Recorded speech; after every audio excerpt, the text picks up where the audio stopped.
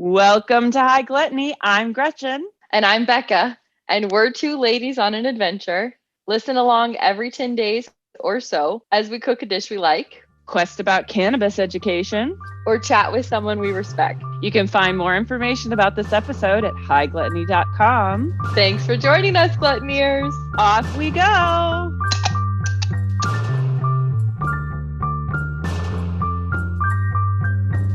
My brother's 10-year wedding anniversary yesterday. As of when we are recording this, people, not when you're listening. And of course, I woke up this morning to have sort of a mini existential crisis, which I do most days. Well, once a week. No, most days. Most days. I'm having some sort of existential crisis at least once a day. Luckily, it's usually something different every other day. So, a rotating wheel of terror. Of terror, yeah. But if I'm thinking about it, so it's his 10-year wedding anniversary. He's got good job, good marriage, a PhD, and a kid. And all I'm doing over here is trying to see how many different hair colors I can have in one summer. And then also deciding that a side ponytail is my preferred hairstyle now. So I'm also running programming for a podcast. So, it's just, we're very different places in our lives. Just, it's a little hard to take sometimes with that. Then I had added insult to injury when I was at Trader Joe's this morning, and I had to buy some bourbon because it's our corn episode and we needed something to drink that was corn based. I go to the register, I get my ID out. Guy doesn't even look at it. It's like, I'm young, right? I'm not old. Am I old? But I did have to realize that most people who are underage are not grocery shopping at 8:30 in the morning and buying bourbon and coffee and prosciutto. So I think maybe in context, he's like, this person is not underage. Just gonna let her get away with it. Then also had to comment that both the coffee I was buying and the bourbon were the same price. And my morning per cup and my good night drink are the same price. It's a nice symmetry, like equitable distribution of your vices. Like, what does this mean? I like expensive coffee, or does this mean I like cheap bourbon? And I don't even know if I like I do because we made a drink with it, but I didn't know if I liked the bourbon. I just bought it because I like the bottle. So beautiful bottle. Did you see this bottle? I mean, it's just a plain bottle, but it's a fun shape. I like it. So that was my morning. Did you have any existential crises today, Becca? Or I did a little bit. We were running some errands, and on the radio, we've been listening to local radio as we drive around. It's just kind of interesting. Yeah. We're like, no wonder we need to leave. But the governor comes on with this announcement. It's a commercial announcement saying, this is the worst drought this state has ever seen. And we're driving through this neighborhood where all of the lawns are just this gorgeous green, perfectly manicured. And it just made me so outraged that so much money is still being diverted into water for front lawns when I'm looking up around at the mountains that are, one, covered in smoke, and two, dry as fuck.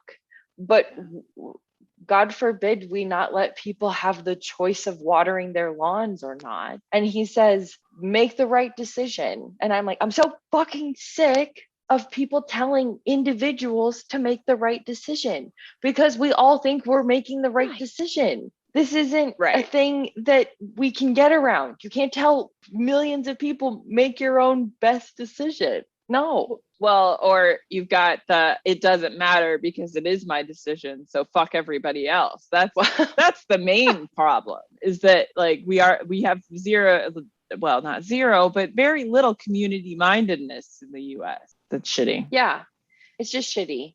And so that was mine today. I didn't know I was going to say that, but when you asked, I was like, actually, yeah, I can't stop thinking about this.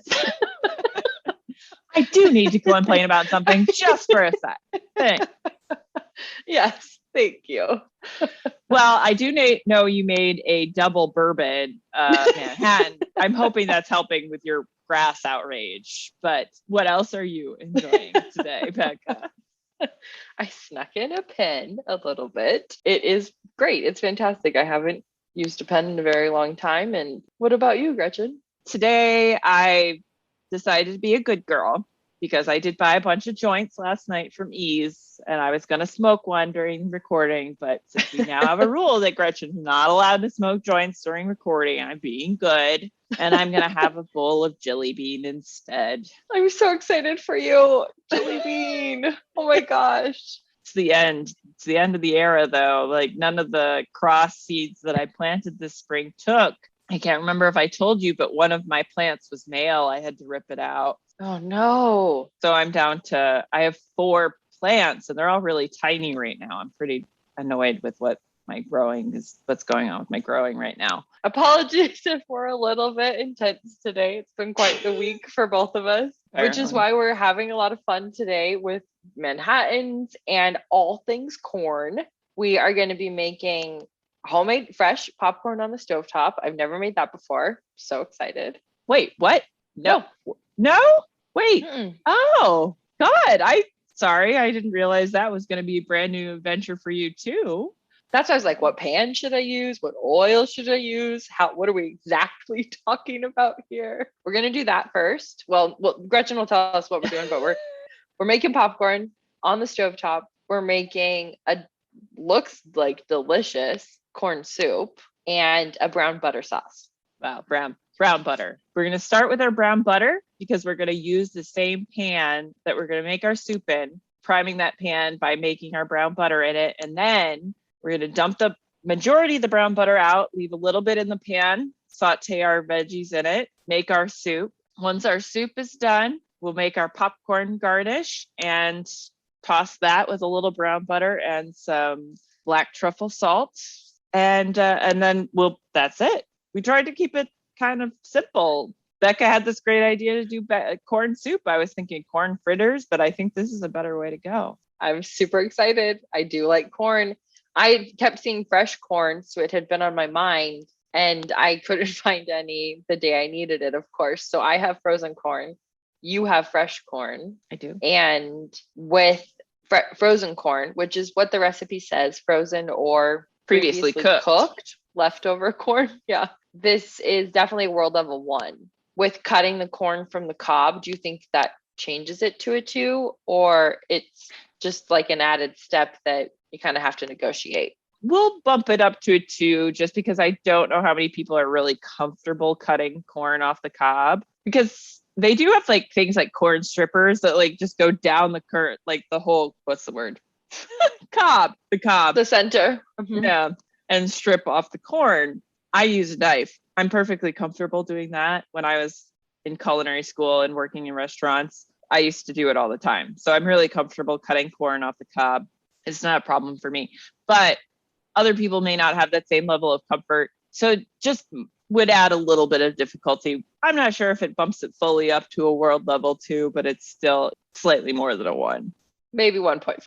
1.5. Yeah. World 1 with enhanced difficulty. I don't know. Are you doing any fun experiments this time? Any Gretchenist stuff? Since I got fresh corn and I had corn on the cob and I was taking it off the cob, seems like a shame to just throw those cobs away with not using them. So I made a little corn stock to use in my soup, since I don't have as much veggie stock as you do just laying around. So. Right. That's all I have.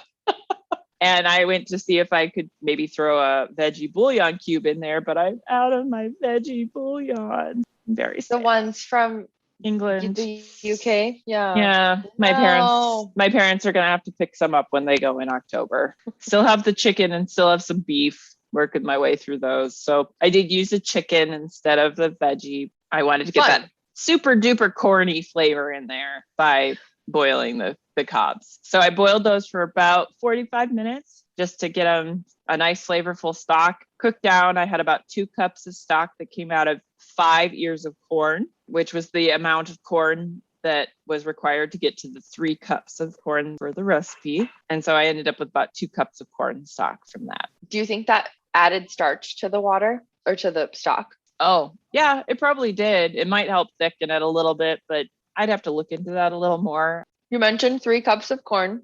So I will read through all of the ingredients. And we are using a recipe from Dash of Savory. And we both liked this one. It looked similar to other ones that Gretchen was viewing and deciding against or for. But this one, the recipe was so, like, the page was so clean and organized, and there wasn't a bunch of fluff and chat and text. And it was just, here's the recipe, here are the steps, here are some images if you want them, here's a further breakout of the steps. It was awesome. So we loved that. We made the decision based purely on aesthetics, but it was pretty similar. Today we are making aesthetic decisions, or this week we're making aesthetic decisions, whereas I did a buy totally based on a bottle today. Oh, the bourbon does seem like it is fine. Pretty good. I like it. It makes a decent Manhattan. Okay, back to ingredients. Finally, I will finally read the ingredients. I seem to not be able to talk about them. 1 stick of butter, 1 sweet onion chopped, 1 leek cleaned and chopped. And we are only using the white portion of this leek. Yes. 1/4 teaspoon smoked paprika for the soup, 4 cloves of garlic, minced or pressed. We both minced ours. Pressed. Pressed? Yeah, we're using a garlic press. Oh, right. I just was like, it makes it minced. No, it's not the same. Sorry, Becca. It's not the same. It's not the same. Okay. 4 cloves of pressed garlic. We have 4 cloves of pressed, not minced garlic. 3 cups of corn, 4 cups of vegetable stock or chicken stock with corn cobs, 1 cup of heavy whipping cream, which is what I'm using. But Gretchen, you're using... I'm going to use sour cream instead, just to add a little bit of that sour note. And that way I can add my cream at the very end of the cooking, since with Becca's heavy cream, the soup will have to be cooked with the cream just to push some of the water out. Since that sour cream is quite thick, I won't need to do that. I can just add that straight at the end. So there'll be a little bit of deviation in our recipes. Do not stress. That's minor, very minor. We can do this. I can do this. I got this. You got this. I'm going to talk you through it. You got it. And then smoked paprika to top the soup. Then popcorn ingredients are 1/2 cup of kernels and 2 tablespoons of neutral oil. I forgot to get it, but I'm going to use canola. I haven't decided what I'm using yet. Whatever I pull out of the cupboard will be what I'm using. I think I might go with avocado oil just because I have it. I feel like I need to start using it. It's kind of gotten pushed to the back. And I do like that because it has a really nice high smoking point. Well, now that we've gone through the ingredients, let me take you on a slightly more detailed journey through the recipe here. Thank you. Some equipment we're going to be using today. I bet you could figure this out if you think about it real hard, but in case you can't or you're too high to do so, I'm going to need a heavy bottom pan. That's going to be for making our popcorn. We will talk a bit more through the popcorn process when we get to that point.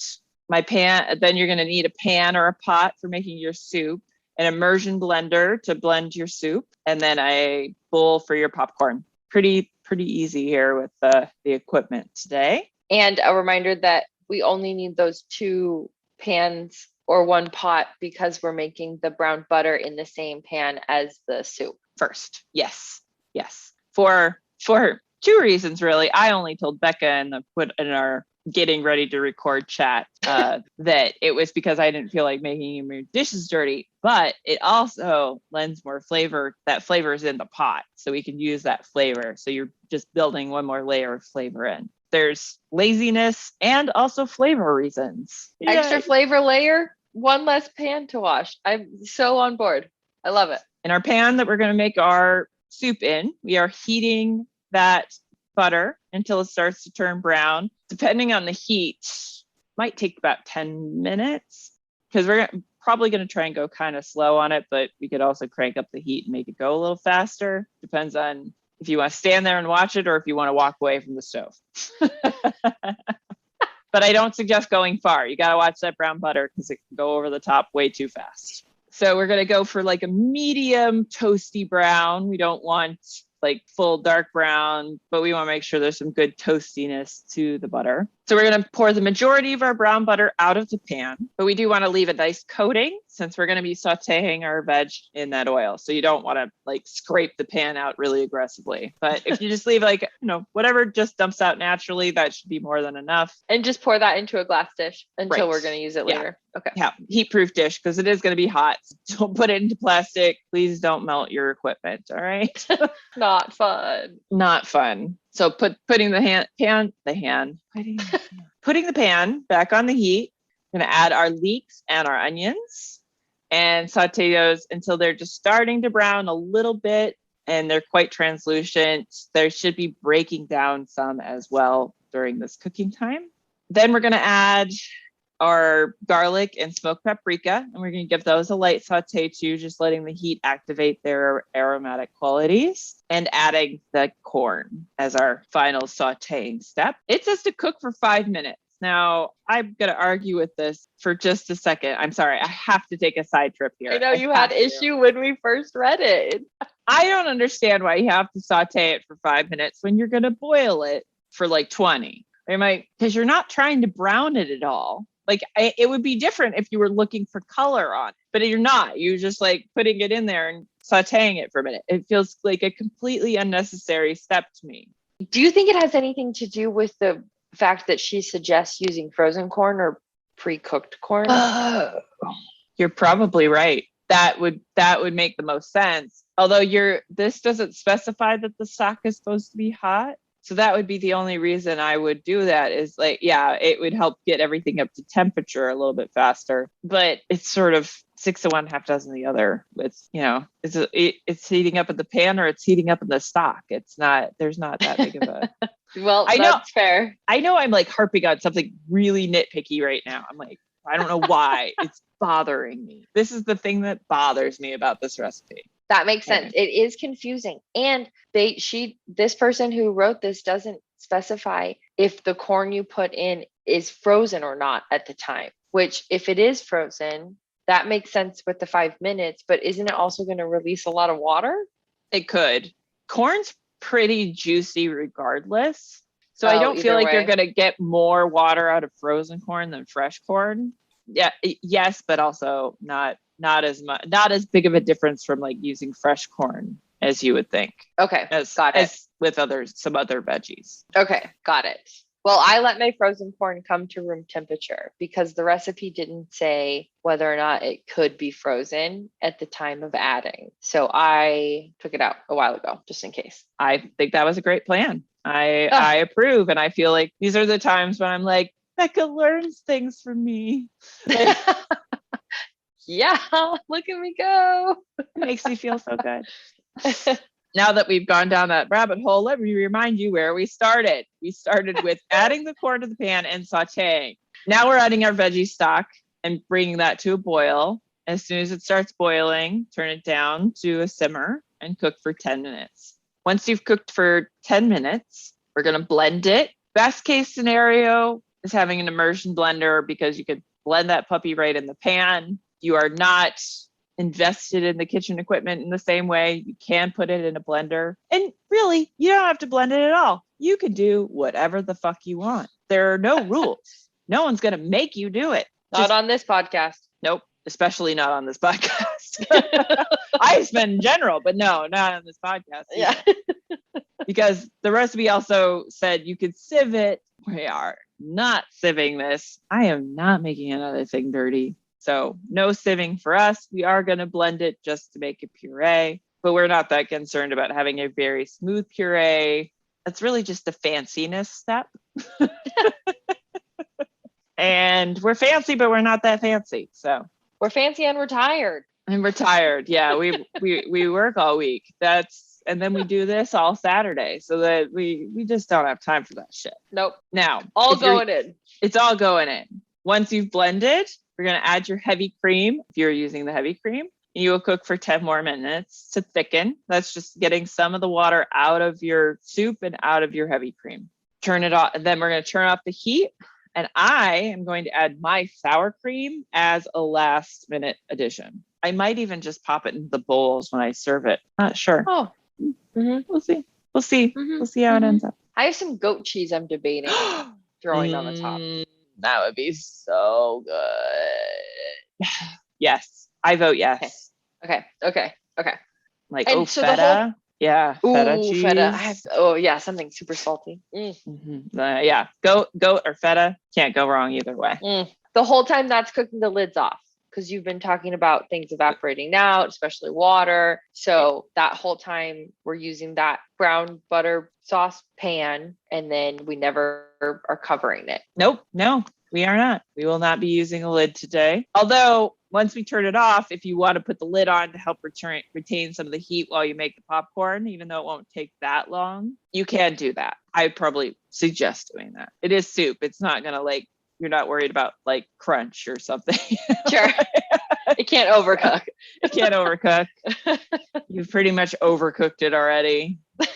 5 minutes on the corn, as Gretchen would say. 5 fucking extra minutes. I don't want to do it. I don't want to do 5 extra minutes. Oh my gosh. Do you want to talk us through the popcorn when we get to that step? You mean just before we do it? Yes, but you'll have to help me remember to do that, because you know how I like to blow through things too. I know. You are always loving just jumping into the next. Yeah. You are future focused. I am future focused. Oh, look at you and your fancy terminology. It's time to make the soup. We got to get up and go over to the kitchen and cook some Move things. our bodies. Move our bodies. All right, I am turning my stove on. Yeah, because I've got time to take a hit here.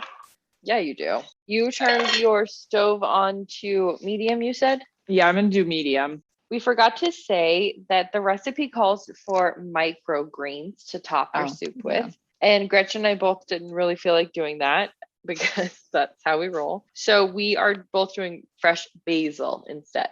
Yes. And our popcorn. So I felt like that's enough. I agree. If I'd been able to find micro basil, then I probably would have just really gone for it. But so you can hear my butter. You already put it in? Mm-hmm. Okay. That's a whole stick of butter, right? Yeah. Well, you'll have extra. We'll see. Popcorn things. I'm gonna hit start on my timer because I forgot. I think mine's been in there for about a minute. So you put it in as soon as you turned your heat on? Yes. Yeah. I gotcha. Okay. Because we can do a little bit of low and slow with this. As I said, it just depends on how much attention you want to pay. Sure. Getting my heat-proof container out, so it's hanging around a bit. Oh, okay. He's my Peter Rabbit oven mitt thingy. Your Peter Rabbit mitt? Mm-hmm. So cute. My mom got it for me in England. It used to be my favorite book as a child, so I love all the that makes sense. Yeah. You're like, no fucking duh. Weird that you ended up with so many rabbits over your lifetime. Super weird. Wonder where that came from. We'll never know. I did a report on Beatrix Potter at one point in my childhood. I made, it was one of those times when we were making dioramas for shit, Did you ever make dioramas? We did them all the time. Yeah. And I feel like that's a running joke in Bob's Burgers too, that they always have to make dioramas in the school. Sorry, keep going. So you had to make one? I made one. But yeah, so the report was about Beatrix Potter. And so there were all these little animals scattered. It was her room where she wrote. And apparently she's quite messy. Clearly one of my role models. Huge inspo for Gretchen. Beatrix Potter report sealed the deal. Yeah, this person is just like me. I had no idea how much. I was young then. I wasn't quite the same person. I wasn't grown up yet with 5 animals and a whole messy house to take care of. And it's single. I don't think Beatrix Potter ever got married. I'd have to look that up. Why were we talking about this? I mean, did I just get onto this because of the oven mitt? I guess I did. So we're at 3 minutes and 28 seconds. I'm still just looking at melted butter. So no, I'm hearing a sizzling almost. It is sizzling, just not seeing much color yet. I'm giving you a color update. I see. I'm not sizzling. Should I make mine sizzle? Yeah, we might want to turn, yours might be a little too low. My butter hadn't even melted yet. Wearing my toxic masculinity ruins the party again shirt, and I do not want to get this all greasy. Oh, I don't have an apron on either. Look at us just being rogue today.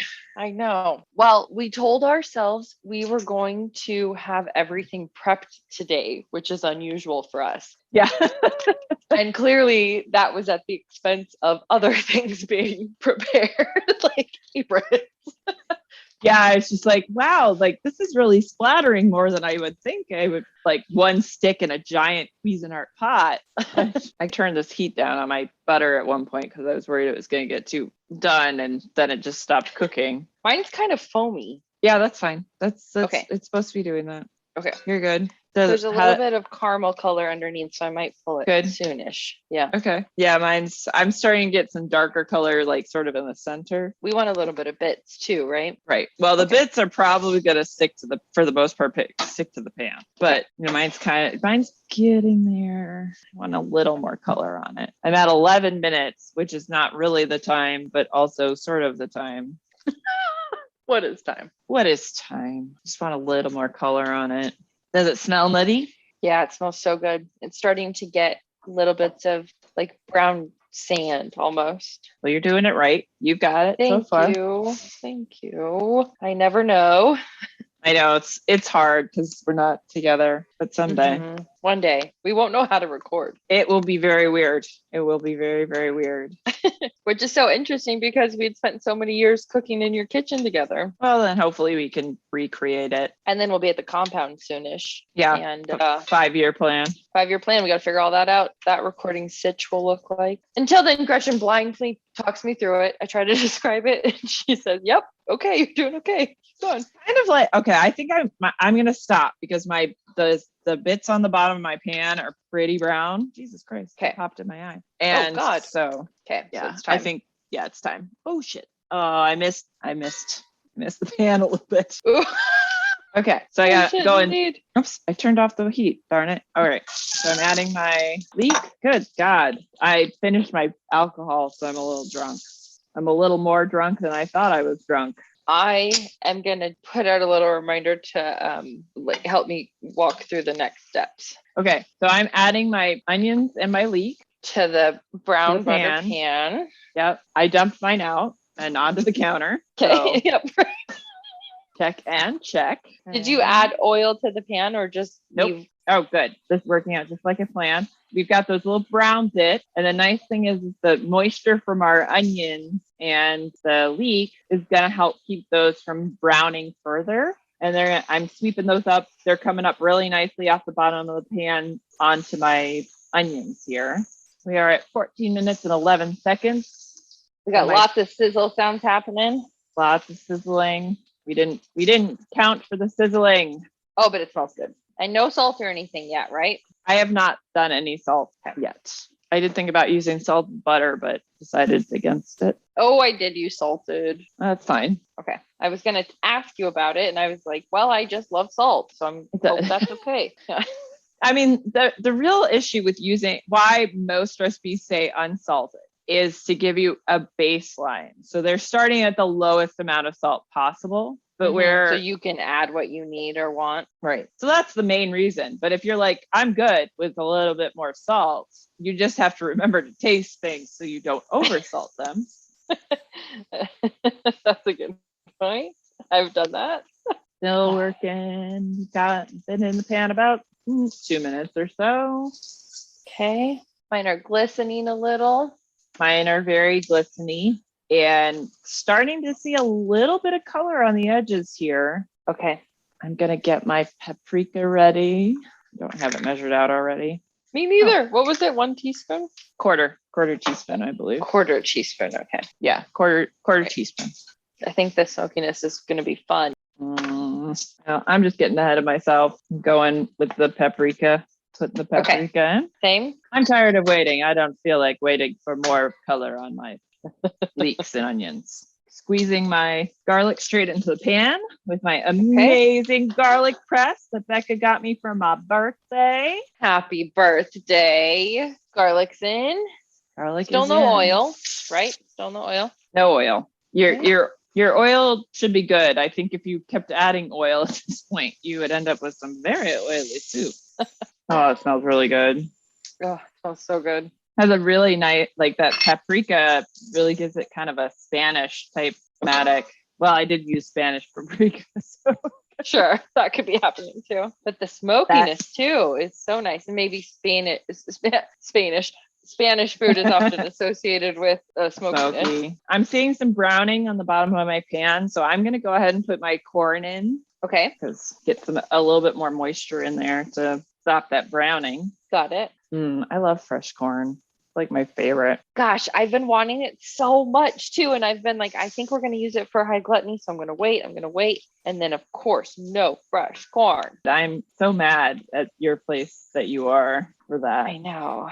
Wow, my corn might not even do the trick here. Shit. Oh my I might have to go straight in with my sock because I don't want to burn the bottom of my pan to the bottom of my pan. So I'm going in. Okay. All right. Sorry, I've had to divert everybody. But as we all know, I had an argument with the that part anyway. So it bothers me 0% that I had to do that. I have not added my corn yet. I'm still waiting for a little bit more browning crunchiness to happen. I think I've been having things go a little overcooked lately. So I think I'm just sensitive to that. Well, and I don't love onions. So I'm like, that's fine if they cook down all the way. Yeah. Should have added some baking soda so you could have gotten the full Kenji effect. I thought about it. I finally added my corn. Yay! All right, 26 minutes. I've got a nice boil going on. I have a feeling my soup at least, is going to be much darker than the picture. Got that brown butter and that browning from the bottom of my pan. Okay, I'm going to go with my broth. I'm making myself a coffee drink. Yum. And bring to a boil, right? Yes. Okay. So I should probably take this down just a smidge. It is fully boiling now, which took about 2.5 minutes. I'm turning it all the way down to low, so it'll just barely be heated at all.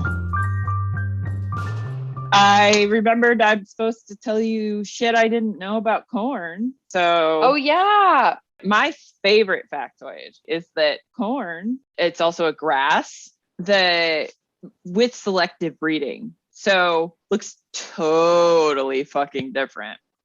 I sort of know, I know this is one of my facts that I find very interesting. And I could go on a whole thing about people being against genetically modified food. And I'm like, pretty much all food is genetically modified. And corn is a big one that looks like hugely different from its original source, right?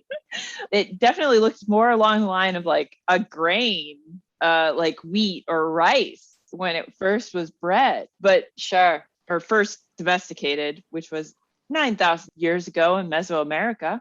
9,000 years is really hard to conceptualize for me. It's also like, is that really long enough to have done like domestication of grass? Like, it feels like you shouldn't be able to evolve that quickly. Alert. Yeah. But this is what happened. So here we are in our weird future world. Where nothing is like it used to be. I think we learned that with the peaches too. That was I was surprised. I don't know if we've talked about it yet, but there was a really big shallot shortage and nobody was talking about it for weeks and weeks. Nobody was talking about it. It's back to normal now. So it's like, what did that happen? Did it not happen? Did I make it up? I don't know. Weird future world. But you were talking about corn though. I was going to talk about corn.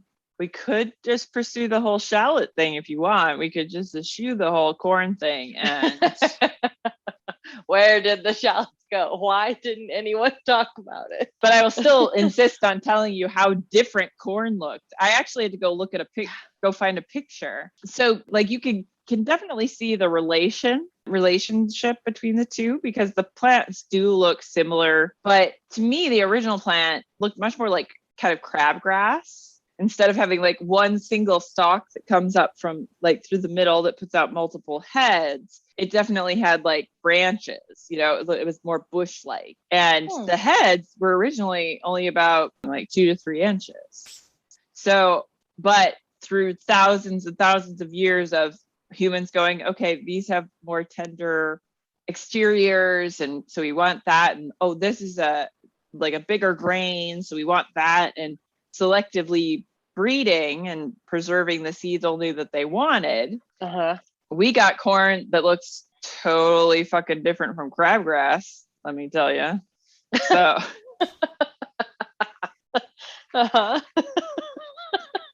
to say the least. Because the actual it's a large variety of grass, according to On Food and Cooking. I was like, thank you for distinguishing that it was a large grass. Thank you.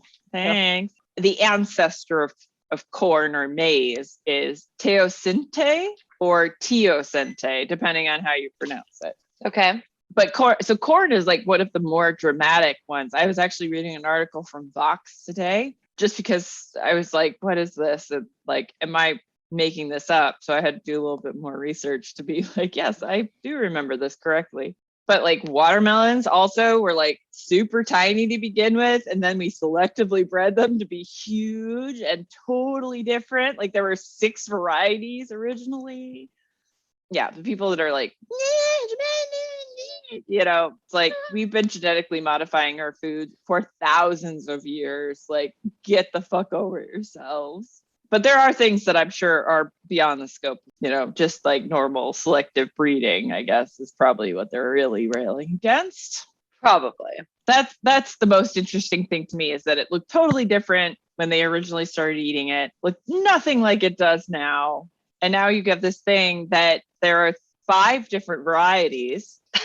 Well, that's just like the main general types, not actually like when I say varieties. Categories? Like, categories might be a better way to put it. Yes, thank you. Because you have your popcorn variety. Yum. So popcorn and flint corn have pretty thick endosperms. Remind us again what the endosperm is. The endosperm is like the part, so you have a exterior, the hull, and the endosperm is the inside. The popping corn, like a popcorn, has like a huge amount of hard endosperm inside with a small little piece of soft endosperm. And that's the part, the soft endosperm actually, like, because it contains moisture, is the part that makes the popcorn explode, because that's the part that really expands, whereas the hard endosperm like is then softened and allows for more expansion. Endosperm is the inside part of the kernel. How's that for awesome. The longest answer ever? So at this point, 2021, August 2021, there are 5 different basic types of corn. Correct. Some of them are popcorn, but most corn is produced for animal feed, right? Yes. So it's like, of those categories, some are for humans and some are for animals at this point. The dent corn seems to be like it's a much larger grain. How much animal feed have you come into contact with in your life? 0. What my grandfather had ostriches, and we had to feed them raw to help with digestion. For their gizzards? Yeah. That's the extent of it. One time I was dared to eat cat food. That's it. No, Beck. Ew. Did you do it? You were dared to. It was dry. Ew. Gretchen, I had to. It was a dare. Okay, Becca. That's not. No, you don't have to. Keep going. No. We need to examine the fact that you ate cat food for like at least 5 more minutes. Oh, the 80s. Oh, the 80s.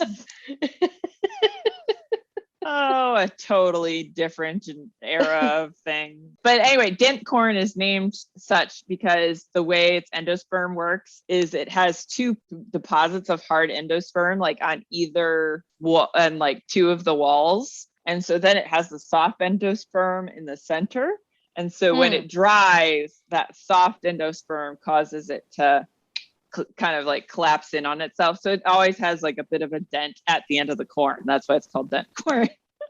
Clever. And your last two types are flour corn and sweet corn, which seem to be pretty similar. They have the softer of the endosperms, and the flour corn is usually dehydrated and ground up for meal, and then sweet corn is the one that's usually eaten sort of fresh or canned or frozen. That's the application for those. And that's what we're using today. Yes, that's what we're using today. For the soup, we are using popcorn for the popcorn. Ah, good distinguishing. Really interesting, though, is that they think popcorn was actually one of the first ways that corn was cooked. So that's really like, they were like, yeah, they just like started throwing that grain near the heat source and, popcorn. I am fascinated by the first person who tried something like that, like mushrooms, corn. There's so many things that are activated by something small. And we never talk about who discovered that. And I think it's so interesting that there's all these things that were just like discovered, and we just like, it's just part of our life, and we don't really know who did that, who figured that out.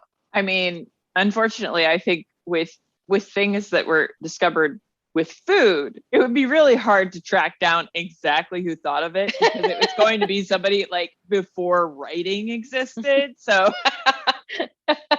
can you please sign your name here in the rocks? We're not sure how to spell it.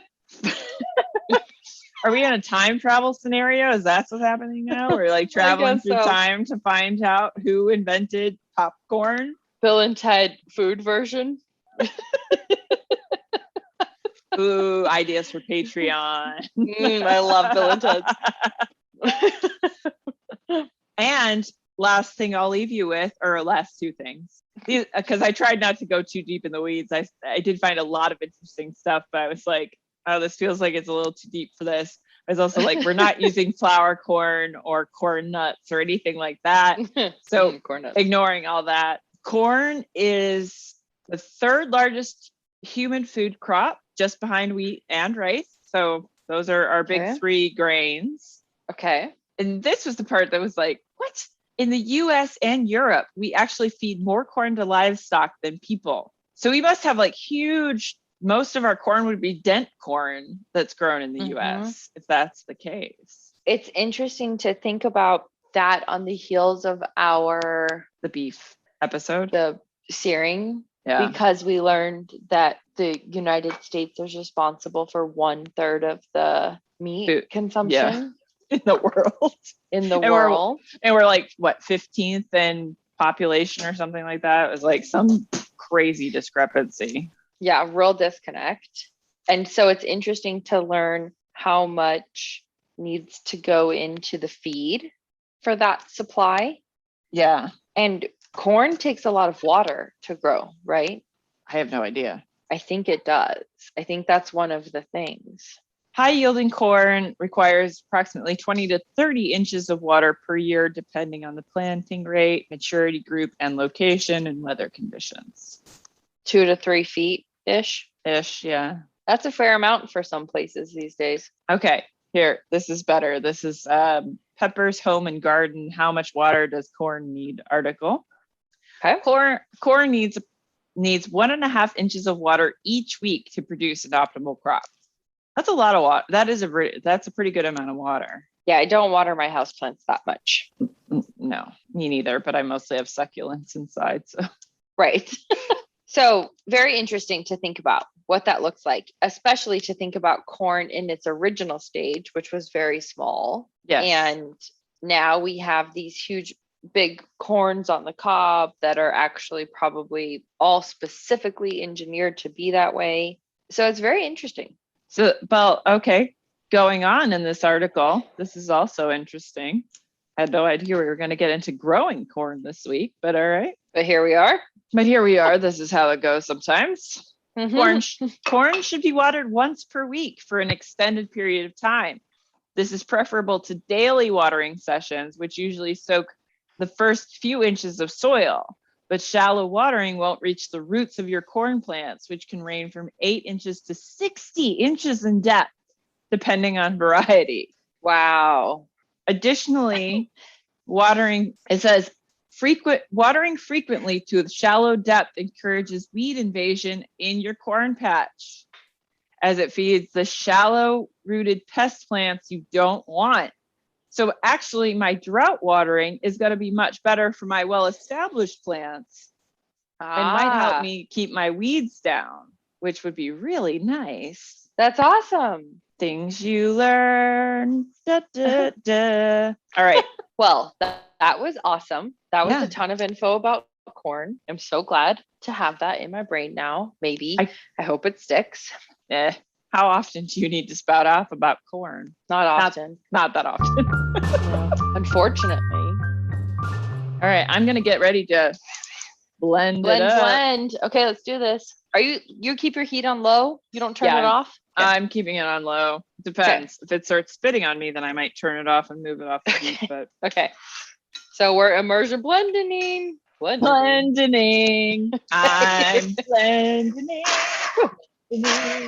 Shallow pan. Lots of splatter. All right. So far, I've been lucky. It's only splattering onto the stove.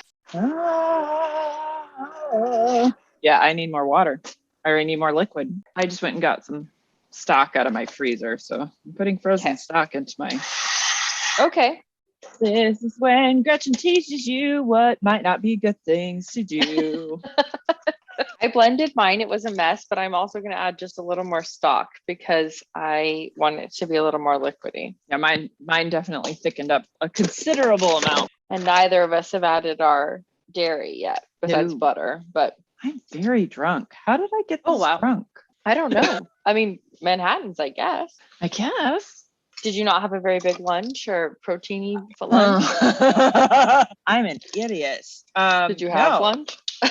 I did not really have lunch. I made a almond butter and peach jam sandwich. Yum. With a lot of almond butter, but I'm sure that is really not the best thing to put up against bourbon. Yeah, double. So, or you did single, but yeah. I did a single because I have zero alcohol tolerance as I am proving right now. All right, we've immersion blended our soup. Mine's a little bit chunky, and I'm okay with that. As we learned, that's fine. That's okay. So what do we do next? My heat's on low. Should I add my heavy whipping cream? Add your heavy whipping cream. I'm still waiting for my frozen stock to melt. And mine is very chunky as well. So I'm kind of beginning to see the advantage that might be presented by sieving. Aha. A long time since I've been this fucked up. Is it enjoyable? I mean, it's fine. It's just making it a little hard to do what I'm supposed to be doing over here. I've actually done a really good job in the last few years of like not drinking too much, mostly because it's like I get 2 drinks in me and it's fucking miserable the next day sometimes. Yeah. And you're like, I don't really need to do that anymore. This sucks and it makes it so hard to do stuff. Totally. How's your stuff looking? Good. It's looking good. I'm taste testing it with some of the browned butter just for, quality control. Mm-hmm. Yeah, very good. I'm glad. Mm-hmm.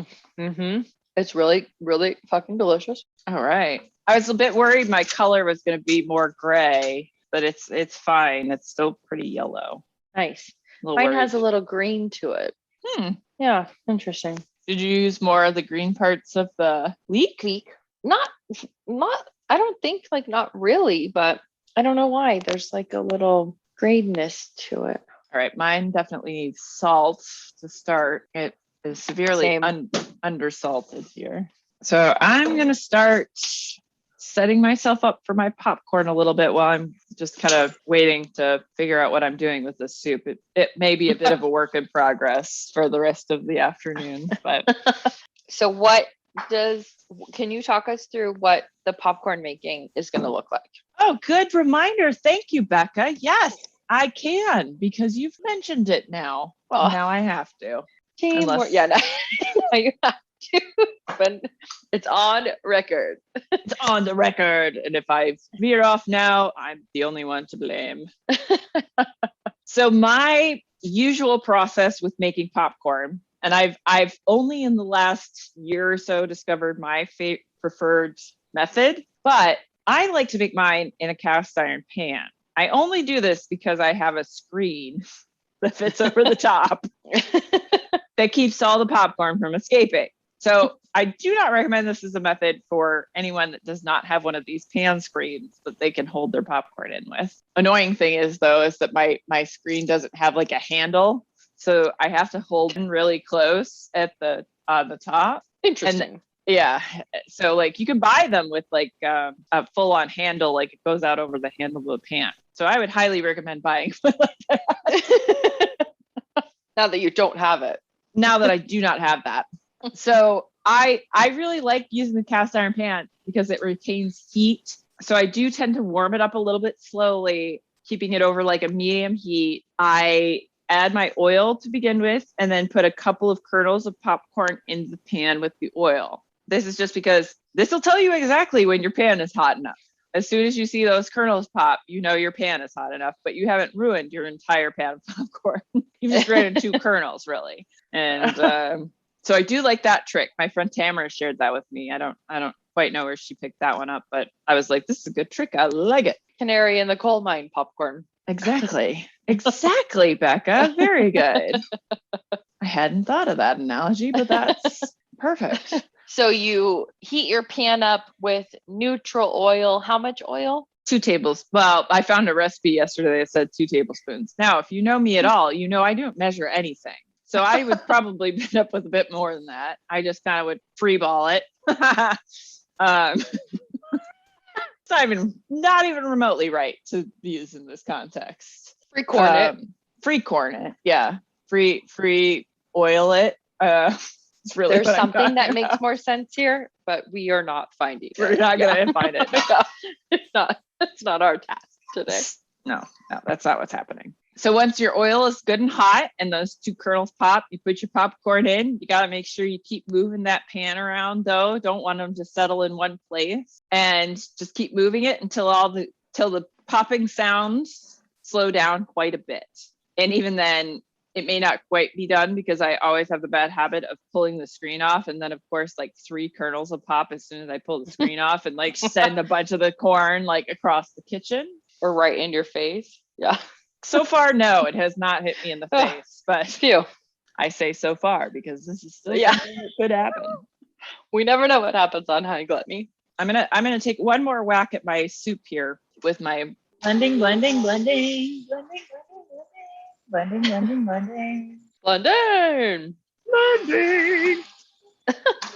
I keep eating my soup in brown butter. All right. Should I get my popcorn pan heated to a certain temperature? So we're going to turn the heat on. We're going to add our oil straight off the bat. How much heat? Medium heat. And 2 tablespoons of neutral oil. I'm using canola. What did you decide on? I did take my avocado oil out of the cupboard. Okay. Measuring out 2 tablespoons. That doesn't look like enough. I'm going to add some more. So there's probably at least 1/4 of a cup of oil for me. So are you looking for the oil to like cover the bottom of the pan? That's my general rule. Okay. Because I always feel like that it actually does a little bit better if it can, like if the oil comes up a little bit of the sides of the kernels. I see. Maybe that's just something I think is a thing and it's not.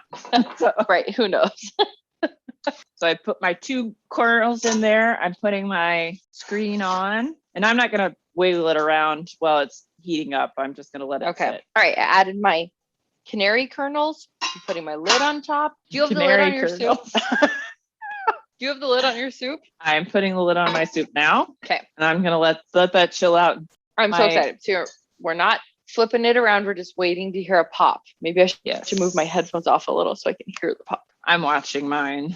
Actually, I decided I would just come over here and look at it.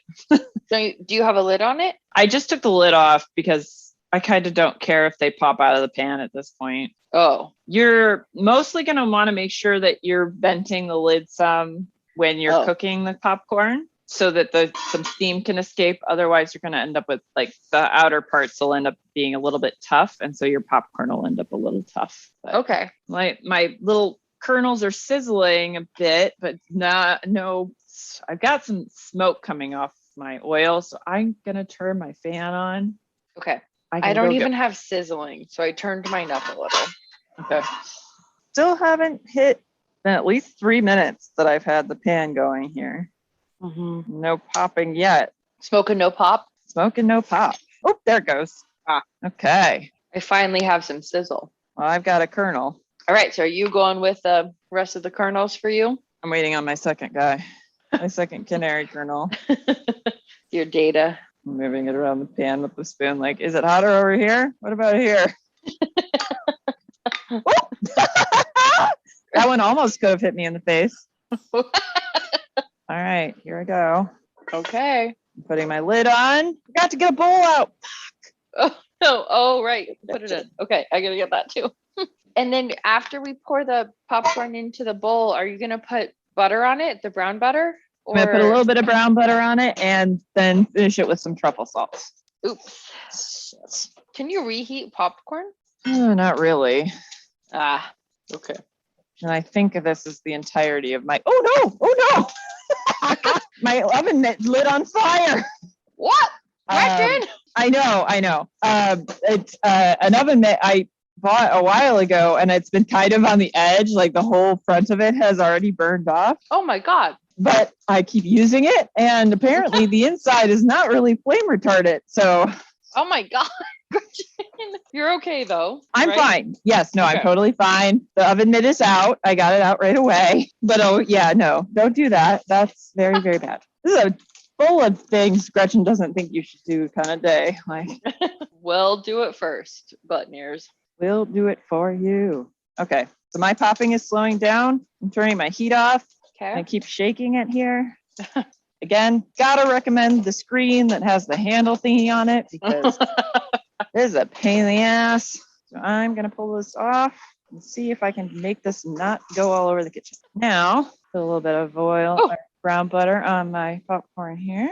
I didn't hear my popcorn pop, but it's popped. So I'm gonna add my cup. Okay. And my truffle salt. Okay. Do I add salt to this popcorn? Yeah, yep. Salt Truffle salt, regular salt. right now as it's going? Truffle salt? Yep. Okay. Oh no, not while it's on the stove. Sorry. Oh, okay. Just regular salt. You could put a little regular salt, but also when you finish it. Sorry, I'm I thinking see. you're on the same step as me, but you're slightly behind me because your stove is. Far behind. I've just got popping. Oh, I heard a Kinsey, maybe? Is that She's Kinsey? yelling at me. Okay. Do you hear my pop? Oh, there it goes. Awesome. Oh man, that's really good. So put in a bowl and add truffle salt.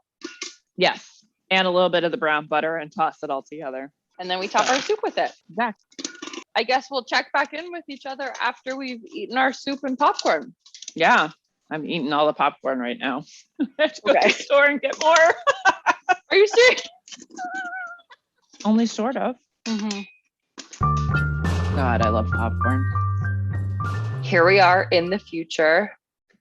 Time travel music. Time travel music. We don't know what this is yet. So we'd already tasted. Oh yeah, clap, clap, clap, clap. My coconut shells are right here. Gretchen sent me coconut shells. I finally have coconut shells the way Gretchen has coconut shells. So you'll hear a lot more of one of us being muted while we clap, but pretty consistent sound on both sides either way. Anyway, now that we've already taken a sidetrack on our outro, Corn soup. corn soup. It was delicious the last time you were with us and we tasted it. It stayed delicious for me. The only thing I did was add basil and then topped it with the popcorn and additional brown butter. And it was so good. It was so good. I loved the balance and the flavor and the sweetness, and it was exactly what I wanted. I loved it. Oh, good. What did you think, Gretchen? So I forgot half my garnishes. I forgot to put the brown butter on the soup. I did put it on the popcorn. So the flavor was there sort of in spirit, I guess. And it was your idea. I know. And I forgot to put basil on it. So I got 1 out of 3 garnishes on there. Oh, well, I'm bad at garnish. That's not my forte. The brown butter flavor was there, I'm sure. Your popcorn was probably perfect. And the soup was delicious. I agree. Very, very good recipe. So we will have to whip that one out again at some point. Yeah, I always have frozen corn. It was easy. And now you know how to make popcorn. I know. I did a thing. I made You did popcorn a on the thing. stove. It was actually pretty easy. I know. Isn't it kind of a shocker when you're like, oh, this isn't hard. Why? I mean, I get microwave popcorn, but at the same time, I'm like, it's not that hard. I think it's just more messy than anything else. Totally. Cleaning the pan, not a big deal either, but still not what you want to do when there's a bag that you can just throw away. And pretty satisfying. That popping sound was super fun. And listening to it when we were editing, I was like, this is fun. Like, making popcorn is such a lively event. It feels so festive. I like that. Popcorn is a lively event. The poetry of popcorn. The poetry of popcorn. Well, as always, we will be sharing pictures on Instagram and the recipe and our thoughts on highgluttony.com. And any last thoughts, Gretchen, about corn or soup or life or anything? Nope. No thoughts whatsoever. Nope, we're done. We're done. All right. Thanks for joining us. See you next time. Off we go. Oh shit, they slipped. Next time. Yeah, next time. We'll practice with the coconuts. We'll get that next time.